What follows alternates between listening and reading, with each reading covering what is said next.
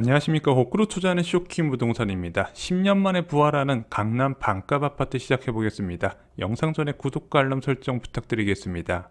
자, SH공사 사장의 김원동 전 경실련 부동산 건설개혁본부장이 임명이 될 것 같습니다. 그래서 오세훈 서울시장이 15일 날 임명을 한다고 하네요. 자, 경실련 김원동 전 본부장님은 대표적으로 문재인 대통령의 부동산 정책 저격수로 알려져 있습니다. 왜냐면은 문재인 정부에서 뭐 통계 오류도 있겠지만 기본적으로 과열하게 올라간 주택시장에 대해서 문제점을 좀 인식을 못하는 경향이 있었어요. 집값 상승률만 둔화되면 아예 손을 놔버렸잖아요. 그때마다 언론을 통해서 문제점을 제기한 이제 시민단체 중 한 분이었죠. 자, 그런 분이 직접 집값 안정을 위해 뛰어보겠다고 선언을 했습니다. 집값 상승과 관련해 2년간 사실을 말하고 대안을 제시해도 정부가 받아들이지 않았다. 남보고 하라고 외치는 것보다 직접 가서 해봐야겠다고 생각했다. 자, 그러면서 이번에 이제 SH공사 사장으로 들어가면서 집값 안정을 위한 본인이 평소에 생각했던 소신을 펼쳐보겠다고 이야기를 한 겁니다. 자, 부동산 전문가마다요, 주택가격 안정을 위한 해법을 보는 시각이 좀 다릅니다. 쇼킹 부동산은 여러분들 아시다시피 기존금리와 입주 물량의 영향이 크다고 말씀을 드렸어요. 자, 그런데 공급 증가가 필요하다는 주장하시는 전문가도 꽤 많이 계시고요. 시장 자유화 규제를 모두 다 없애야 된다는 주장하시는 분도 계십니다. 마지막으로 낮은 분양가로 주택을 공급해야 주택시장이 안정된다고 말씀하신 분이 계시는데 그 대표적인 분이 바로 김원동 전 경실련 본부장님이었다는 거죠. 특히 이분은 그냥 분양가가 싼 게 아니라 토지 임대부 주택으로 공급해야 된다고 강하게 주장하신 분입니다. 그래서 과거 이명박 정부의 토지 임대부 주택 정책을 특히 많이 칭찬을 하거든요. 자, 이때 우면지구하고 세곡지구에서 1억 5천에서 2억 선의 아파트를 공급하니까 집값이 안정됐다. 그래서 싸게 공급을 해야 된다. 이렇게 주장을 하시는 분이죠. 근데 이때 이명박 정부에서 토지 임대부 주택으로 3개 단지 공급했거든요. 다 중형 단지 규모로 공급했는데 그 3개 단지 공급했다고 수백만 호의 수도권 아파트 가격이 그렇게 하락했을까? 그 부분은 뒤에서 다시 한번 말씀을 드리겠습니다. 그래서 저렴한 분양가를 강조한 오세훈 서울시장과 인식이 같아서 이번에 SH공사 사장으로 내정이 됐고 한 번 면접에서 떨어지고 두 번째 재도전했는데 이번에는 된 것 같습니다. 자, 그리고 실제 인사청문회에서도 반값 아파트 추진 의사를 밝혔어요. 강남 5억 반값 아파트 토지 확보 인식 개선이 관건이다. 그래서 이제 앞으로 부동산 시장에 변화를 줄 만한 이 정책에 대해서 여러분들께 좀 말씀을 드리고요. 이게 과연 실현 가능성이 있는지도 한번 같이 점검을 드리고 가장 중요한 김원동 SH공사 사장 후보자가 생각한 것처럼 집값 안정에 도움이 될 건지도 말씀을 드리겠습니다. 자, 이번 청문회에서는요, 가능한 후보지 몇 군데를 발표했거든요. 은평구의 서울혁신파크, 강남 서울의료원, 강남구 무역전시장, 수서역 공영주차장, 용산구 용산정비창 부지 등을 언급을 했습니다. 자, 그런데 저는 개인적으로 김원동 SH공사 사장 지명자가 의지만 있다면 많은 양의 공급이 충분히 가능할 것 같습니다. 왜 그런지부터 말씀을 드릴게요. 자, 문재인 정부에서 무려 64만 호의 공공택지를 지정을 했거든요. 자, 그런데 2018년 9월부터 본격적으로 신도시 확장 정책을 발표하면서 그 당시 이낙연 총리와 김영미 국토부 장관이 서울 지역의 신규 택지가 필요한 부분을 강조합니다. 왜냐면은 3기 신도시 발표한다고 하니까 언론 보도가 어떻게 나왔다? 서울 지역은 공급이 부족하기 때문에 경기도 지역 집값만 하락시킬 거고 서울 지역은 하락 못 시킬 거다. 그래서 그럼 우리도 서울의 신규 택지 지정하겠다 했는데 당시 박원순 서울시장이 그린벨트는 후손한테 물려줘야 된다고 강력하게 반대를 하게 됩니다. 자, 그러면서 대안을 제시해요. 서울시가 갖고 있거나 정부가 갖고 있는 공공부지를 활용해서 주택을 공급하겠다고 밝힌 거죠. 그렇게 적지 않은 물량이 지정이 됐습니다. 그래서 3기 신도시 발표될 때 약 4만 호 규모로 지정이 됐어요. 뭐 수서 역세권이나 도봉 성대 야구장 등에서 대규모 공급 계획이 밝혀지게 됩니다. 그런데 이게 끝이 아니라 그 이후에도 추가로 6만 호가량이 지정됩니다. 2020년 5.6 공급 대책에서 1만 5천 호, 그리고 2020년 8.4 공급 대책에서 무려 4만 호 가까이가 추가 지정이 돼요. 이것을 다 합쳐봤더니 10만 호 가까이가 되는데 쇼킹 부동산에서 그동안 서울 지역의 공공택지를 통한 공급 확대 방안, 이게 앞으로 부동산 시장에 영향을 줄 거라고 말씀을 안 드렸죠. 왜 그러냐? 그동안에 이게 큰 기대가 안 됐어요.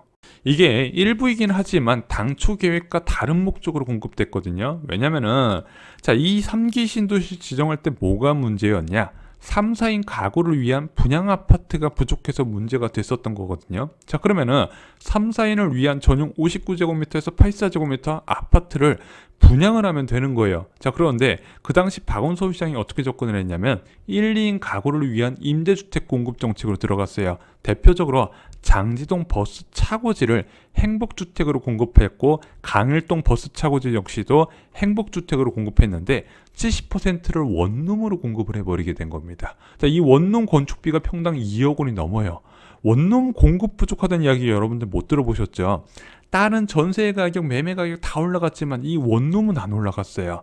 이 원룸만 계속해서 공급 계획을 세웠다는 거죠. 그래서 제가 개인적으로 기대가 안 됐었어요. 자, 그런데 김원동 SH공사 사장 등장으로 앞으로 어떤 식으로 공급될지 대략적으로 보이고 있습니다. 상당수가 토지 임대부 주택으로 공급될 가능성이 커요. 먼저 면적은 중형 면적으로 커질 것으로 보여지게 됩니다. 그리고 또한 이런 공공택지 지지부라는 속도도 굉장히 빨라질 것으로 예상이 돼요. 자, 현재 나온 발표한 내용을 보면은요, 강남권은 SH공사 이윤을 포함해 30평대 분양가를 5억 원에 책정을 한다고 합니다. 그리고 주변 지역은 SH공사 이윤을 포함해서 30평대 분양가를 3억에 책정해서 공급을 한다고 그래요. 그래서 빠르면 내년 초에 예약제 3기 신도시 사전청약처럼 아마 도입을 하려는 계획인 것 같습니다. 단 매도는요 공공에만 가능하다고 해요. 그래서 이명박 정부에서 공급했던 토지 임대부 주택은 개인 간의 거래가 가능했는데 이거는 공공에만 매도가 가능한 것 같습니다. 자, 가장 궁금한 것은 분양가는 이 정도 되는 건 알겠는데 과연 토지부 월세는 얼마가 나올까? 2011년 기준 강남권은 30에서 45만 원 정도가 책정됐거든요. 그게 벌써 10년 전 이야기잖아요. 이거보단 다소 올라가겠죠. 그래서 임대료가 어느 정도 책정될 건지에 따라서 수요자의 선호도가 나눠질 것으로 예상이 됩니다. 자, 그런데 어떤 식으로 됐든 수요는 충분히 있을 거로 보여져요. 왜냐면은 서울 지역에 직접적으로 공급되는 중형 면적 아파트니까요. 자, 그래서 저는 개인적으로 소형 면적의 임대주택이 아니라 중형 면적의 선호도 높은 형태로 공급되는 건 다행이라고 생각을 합니다. 워낙 기대치가 없었기 때문에 이게 분명히 분양주택은 아닌 건 분명해요. 임대주택 맞습니다. 그래도 도움은 된다는 거죠. 하지만 이것으로 집값이 잡힐까는 절대 아니라는 거죠. 왜? 수요층이 다르다는 겁니다. 자, 얼마 전에 고덕 강일지구에서 공급됐던 민간 분양 기억나시죠? 강일동 어반브릿지 평균 청약 경쟁률이요 338대 1 경쟁률이 나왔습니다.